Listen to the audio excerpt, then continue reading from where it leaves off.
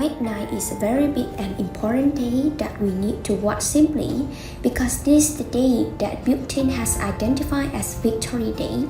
So we may be hearing some announcement out of him or one of his people coming out, possibly declaring all our war on Ukraine. So again, we could come out and say, well, haven't they already done that?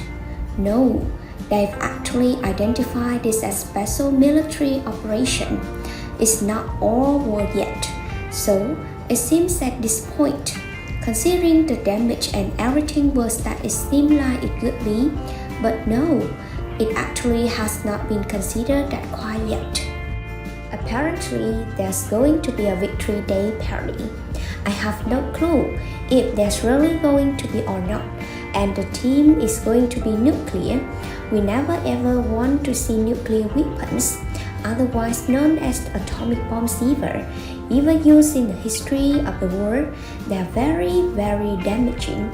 And honestly, the loss of life is like really bad.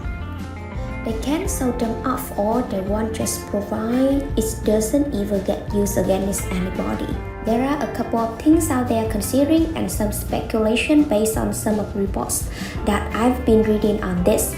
Some experts on this are saying that if all war is declared on Ukraine, they may be pulling out some tactical nuclear weapons in Ukraine going forward because maybe some store advances, things like that. So it just could be potentially a matter of just a couple of hours here until we possibly get some kind of announcement. Now, one other thing that I have been seeing as well.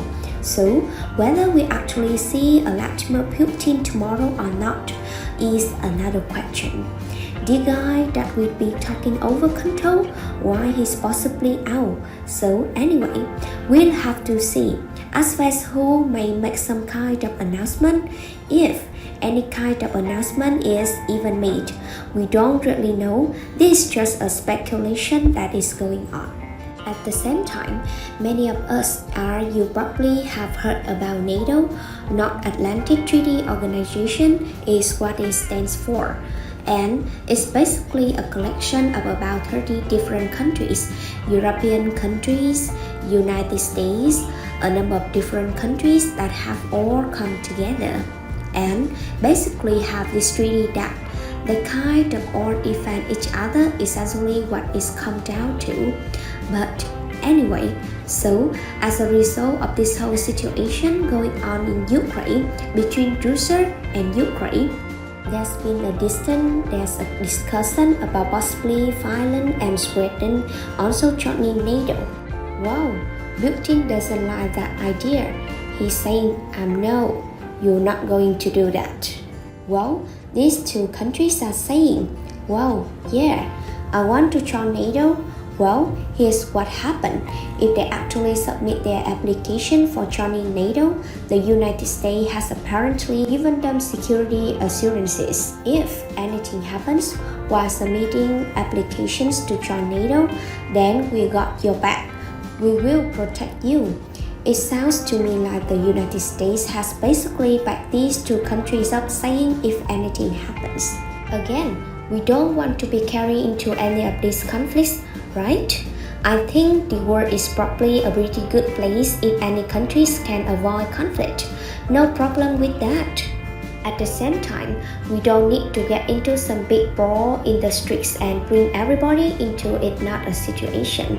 I just feel like it's just totally unnecessary. It's a long story with those assurances on these two countries.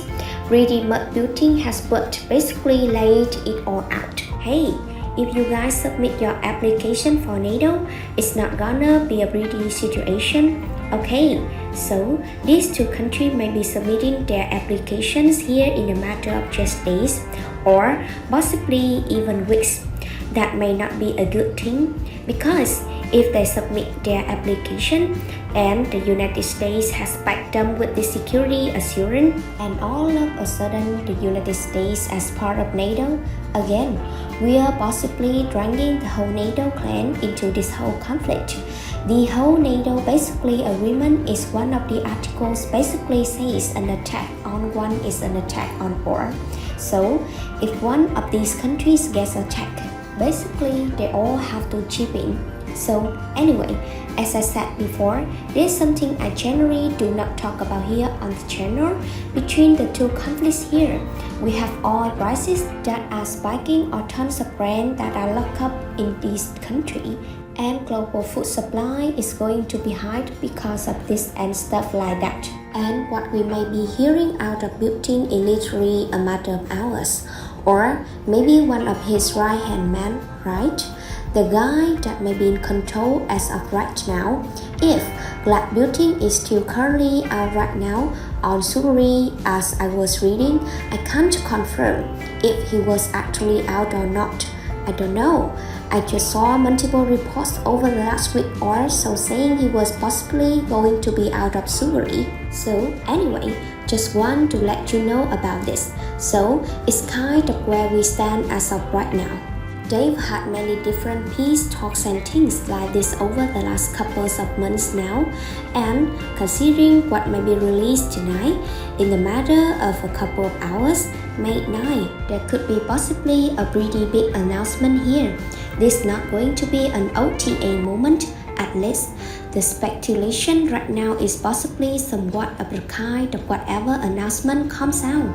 But I think the world right now is a little bit on pins and needles kind of waiting. What's it gonna mean going forward? So anyway, kind of a scary time that we are living in right now seriously. When we anytime that nuclear is talk about, kind of want to pay attention because weapons of mass destruction are very bad.